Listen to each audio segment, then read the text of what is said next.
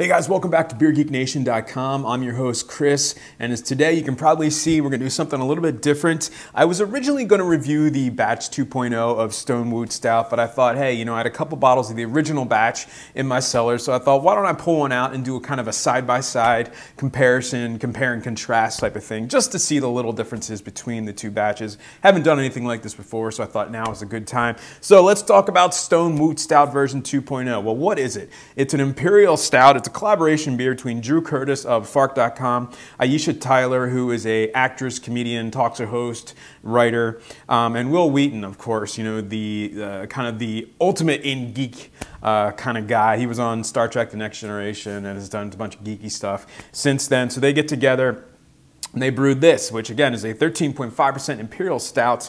It's brewed with cocoa, which is new to Wootstout. I think they said Aisha Tyler wanted to do ground cocoa, pecans, wheat and rye, and 1/4 aged in bourbon barrels. Now the original version was brewed by Drew Curtis, again of Fark.com, Wil Wheaton, and Greg Cook of Stone.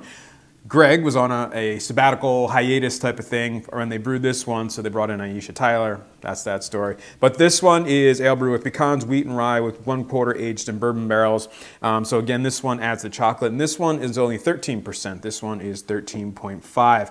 The other catch is that this was only available, the new batch is only available in California and Kentucky. The previous one was basically released in all Stone markets. I was actually able to get this on draft in central Pennsylvania. So if you guys want to pick this one up, you can go to qualityliquorstore.com and do just that, have it shipped to you. I got to give a big thanks to Nicole for picking these up for me and shipping them out my way. I wouldn't have been able to get it otherwise, so thank you so much, Nicole. So let's get right into it. Let's start with the original version 1.0 first.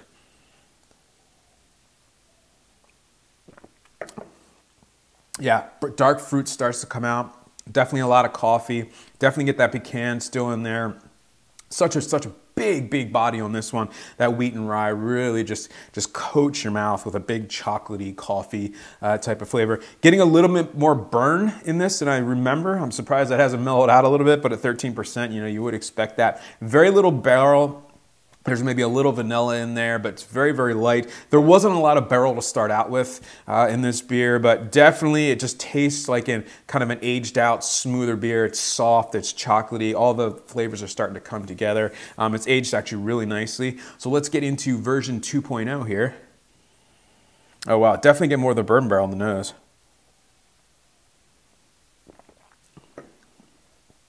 Wow, lots of chocolate. Lots of coffee, definitely getting that nuttiness in there, that pecan nuttiness. Definitely getting some bourbon in this one. A little vanilla, slight toasted coconut kind of sweetness in there as well. Again, a big mouthfeel to this one, but again, it's 13.5%, so an even bigger beer. That wheat and rye just kind of takes over. Lots of chocolate, lots of coffee, and it's actually not as burny as I thought it might be for 13.5%. A little bit of heat on the initial palate, a little bit in the chest, but actually pretty ridiculously drinkable.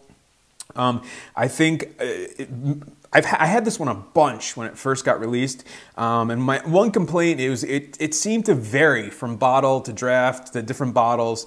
Sometimes I'd get it and be super pecan forward, which I really like. Sometimes I'd get it and it wouldn't be.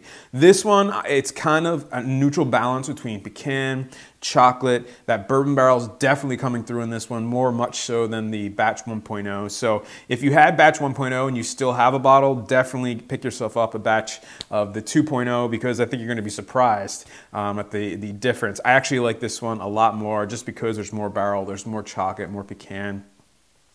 This is actually the second bottle of this I have had, and it was identical to the first bottle. So, you know, it still was a great beer. Definitely 2.0. They actually, you know, stepped it up as you should with a new version of anything. Definitely awesome. So hopefully they brew this again, maybe with different collaborators. I don't know. I know they're doing a super Wootstout for their Indiegogo, you know, campaign to help with the Berlin brewery. So that should be pretty cool. I'm sure it'll be much more barrel aged, maybe even bigger, which would be ridiculous. So Stone version 2, or excuse me, Wootstout version 2.0. It's definitely an A beer. These are both A beers. This one has cellared out really nicely, so have no fears. It's held up really nicely. This one is awesome, fresh. And again, thank you so much to Nicole. And if you guys do want to pick this one up, you can go to qualityliquorstore.com. And remember, please like, comment, and subscribe. Support the channel, and life's too short. Drink amazing beers. Cheers.